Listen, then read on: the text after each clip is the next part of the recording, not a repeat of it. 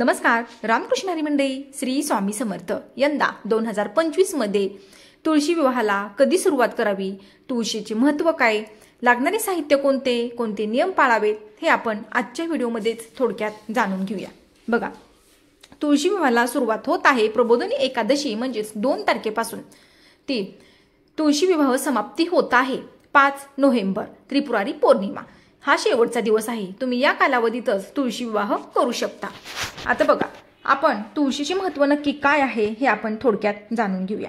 कार्तिक शुद्ध एकादशीपासून ते कार्तिक शुद्ध पौर्णिमेपर्यंत आपण तुळशी विवाह करतो.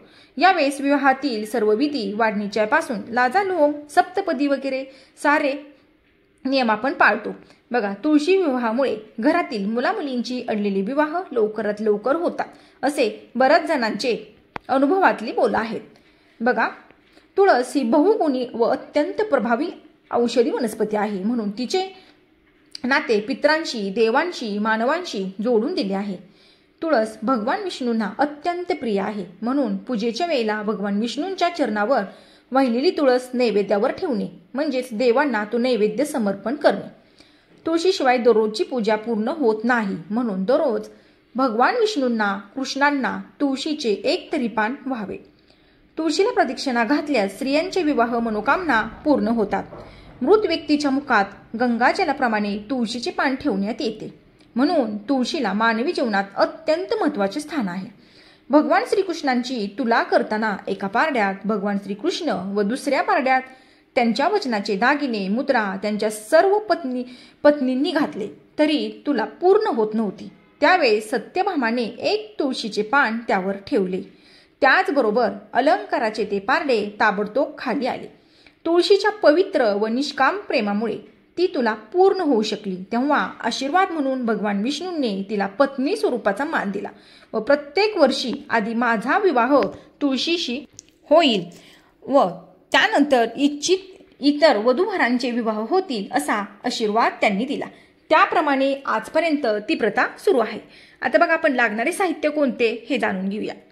4 ऊस, बोरे, चिंच, नागवेलीची पाने, सुपाऱ्या, खारीक, बदाम, तुळशीची कुंडी, फुले, बाळकृष्णांची मूर्ती, हळद कुंकू, पळी, तामण, फुलपात्र, अंतरपाटासाठी कपडा, हळकुंड, फराळाचे साहित्य, अष्टगंध, गहू, तांदूळ, अक्षदासाठी रंगीत करावे, जानवे जोड, लहाया आणि तूप.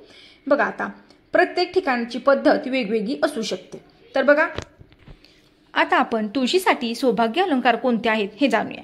मणी, मंगळसूत्र, जोडवे, विरोधे, हिरव्या बांगड्या, करंडा, फणी, नवीन वस्त्राचा तुकडा वस्त्र म्हणून वधूवरांना, हार, घंटा, दर्भ, सप्तपदीसाठी हवन सामुग्री आणि समिधा. आता पूजा मांडणी कशी करावी. तुळशीभोवती रांगोळी काढावी. प्रथम तुळशीची कुंडी गेरूने रंगवून सुशोभित करावी. तुळशीच्या चारी बाजूने ऊस लावून ऊसाचा मांडव उभारावा. तुळशीसमोर पाठावर तांदळाचं स्वस्तिक काढून त्यावर बाळकृष्ण ठेवावे. बाळकृष्णांचे तोंड मात्र पश्चिमेकडे असावे. विवाह संस्काराप्रमाणे बाळकृष्ण व तुळशीला चढती हळद लावावी. नंतर दोघांची षोडशोपचार व पंचोपचार पूजा करावी. स्त्रीसूक्त, पुरुषसूक्त अभिषेक करावा. मंगलाष्टक म्हणण्याआधी पुण्यवचन विधी करावा. त्यानंतर दोघांमध्ये अंतरपाठ धरून उपस्थितांना अक्षता वाटाव्यात. मंगलाष्टका झाल्यानंतर उपवर मुलीने तुळशीच्या वतीने बाळकृष्णांना हार घालावा व उपवर मुलगा नसल्यास त्यांनी इतरांना संधी द्यावी. अन्यथा घरातील पती पत्नीने केले तरी सुद्धा चालेल. त्यानंतर बाळकृष्णाच्या वतीने तुळशीला मणी, मंगळसूत्र, ओटीचे व इतर साहित्य उपवर मुलगा वाहील. त्यानंतर इतके संपूर्ण विधी वेळेअभावी शक्य नसल्यास फक्त अलंकार समर्पण पर्यंत केला तरी चालतो.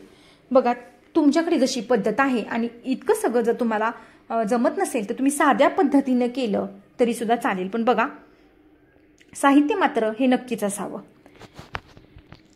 तुळशी मातेची कथा बघा, जेव्हा समुद्र मंथनातून जेव्हा अमृत निघाले तेव्हा त्याचे थेंब जमिनीवर सांडले व त्यापासून तुळशी जन्माला आली व ती ब्रह्मदेवाने विष्णूंना अर्पण केली. राजा धर्मध्वज व राणी माधवीची मुलगी अतुलनीय म्हणून तिचे नाव तुळशी ठेवले. तिने विष्णू प्राप्तीसाठी बंद्रीवनात तप केले. ती पूर्वजन्माची तुळशी नावाची गोपी होती. राधेने तिला कृष्ण सान्निध्यात एकांत पाहून शाप दिला की तू मानव योनीत जन्म घेशील. तेव्हा श्रीकृष्णाने तिला दिलासा दिला की मानव जन्मातही तुला माझी प्राप्ती होईल. तुळशीच्या तपाने ब्रह्मदेव प्रसन्न होऊन म्हणाले, शंखचूड नावाचा दैत्य पूर्वी गोप होता. त्याचे तुझ्यावर प्रेम होते. तू या जन्मी ते पूर्ण कर.